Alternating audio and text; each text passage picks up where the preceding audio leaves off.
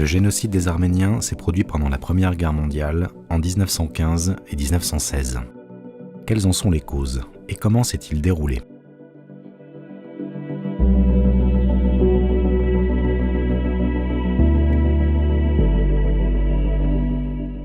Pendant des siècles, les Arméniens ont constitué la minorité chrétienne la plus importante de l'Empire ottoman, qui règne dès le XVIe siècle sur le sud et l'est de la Méditerranée. Outre les Arméniens, d'autres minorités peuplent l'Empire, comme les Juifs ou encore les Grecs orthodoxes.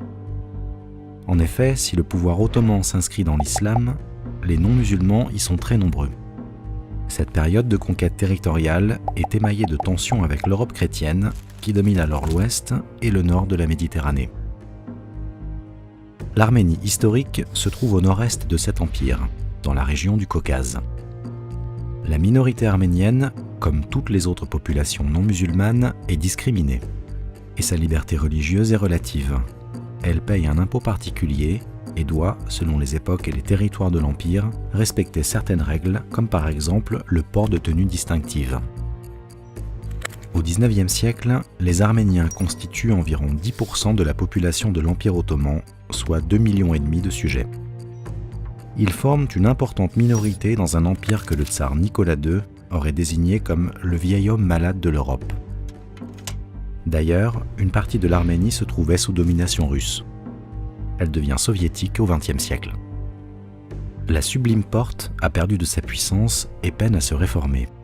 L'Empire ottoman subit d'importantes pertes territoriales au profit des puissances européennes qui soutiennent les minorités chrétiennes de l'Empire désireuses de gagner leur indépendance.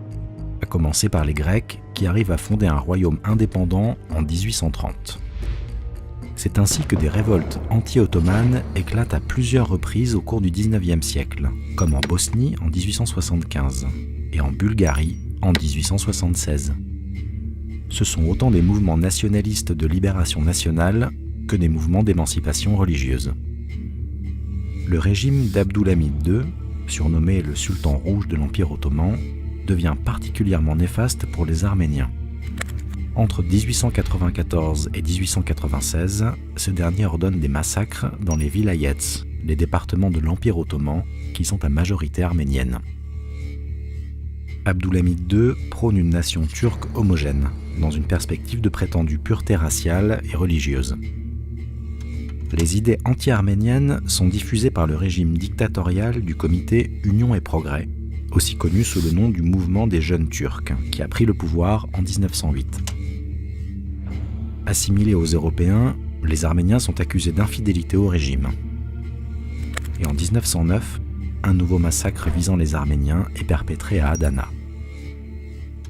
En 1914, alors que la Première Guerre mondiale vient de commencer, l'Arménie est prise en tenaille entre l'Empire ottoman, allié de l'Allemagne et des puissances centrales, et l'Empire russe, membre de l'Entente. Le jeu des alliances radicalise le gouvernement ottoman à l'égard des Arméniens, qualifiés de traîtres et d'ennemis de l'intérieur en raison de leur proximité avec les Russes. Des massacres à grande échelle ont lieu dès l'hiver 1914-1915 le long de la frontière avec la Russie et la Perse. Une vingtaine de villages arméniens sont massacrés. Au mois de janvier et février 1915, les soldats arméniens de la 3e armée surveillant le front caucasien sont désarmés et tués. À l'exception d'une petite minorité dont on utilise la force de travail avant de l'exécuter au cours du mois suivant. L'Arménie se trouve sur la ligne de front. En 1916, des batailles éclatent, comme à Erzurum, en janvier et février. Les Arméniens sont aussi accusés de complot. Les confiscations de biens, les pendaisons et les tortures se multiplient. C'est dans ce contexte que le génocide commence. En mars 1915, la décision est prise d'exterminer les Arméniens. En 1915 et 1916, les Arméniens sont victimes d'une extermination physique, intentionnelle, systématique et préméditée par le gouvernement des jeunes Turcs qui cherche à créer un État-nation en excluant les populations non turques. Officiellement, il s'agit de les déplacer pour les éloigner de la ligne de front. Mais pendant des mois, le génocide est planifié par des hauts responsables du régime, comme le ministre de l'Intérieur Talat Pacha, un des leaders du mouvement des jeunes Turcs. le génocide va progresser par étapes. En mars-avril 1915, c'est le début du génocide tel qu'il est planifié par le pouvoir.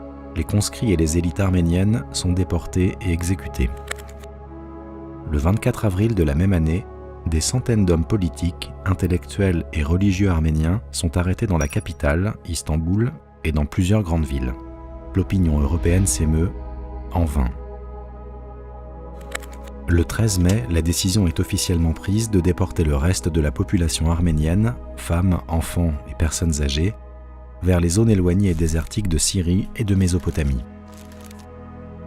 Entre juin et août, les départs des convois vers les zones de relégation battent leur plein partout dans l'Empire. À la fin de l'été 1915, il ne reste plus aucune femme, aucun enfant ni personne âgée à mettre en marche dans les 6 vilayets orientaux.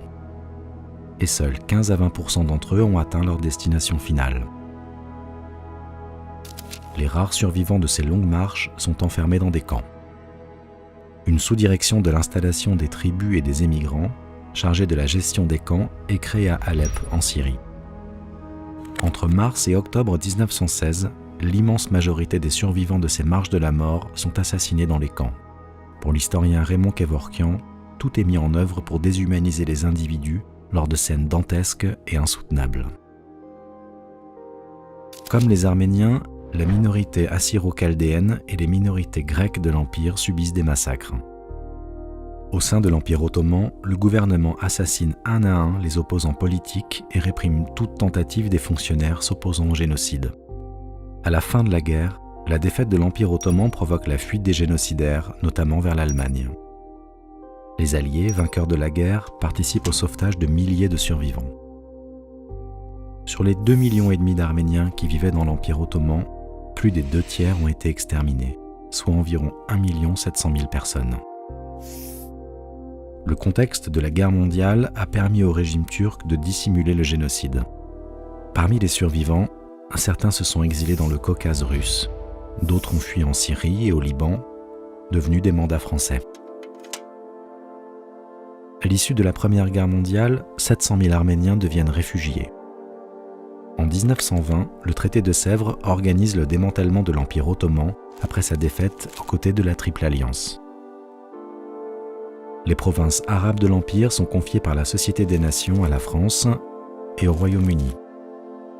L'Empire ottoman perd aussi la Thrace orientale et la région de Smyrne au profit de la Grèce. Le traité prévoit alors la création d'un État arménien indépendant ainsi qu'un État kurde autonome.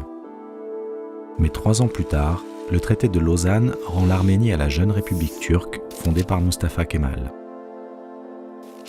Alors qu'une relative autonomie leur avait été accordée dans le cadre d'une Arménie russe devenue République socialiste soviétique d'Arménie, les Arméniens n'auront finalement obtenu l'indépendance officielle que de 1918 à 1921 dans le pays qui est redevenu la Turquie. Malmenés par les partisans de Mustafa Kemal, les Arméniens encore présents sont expulsés.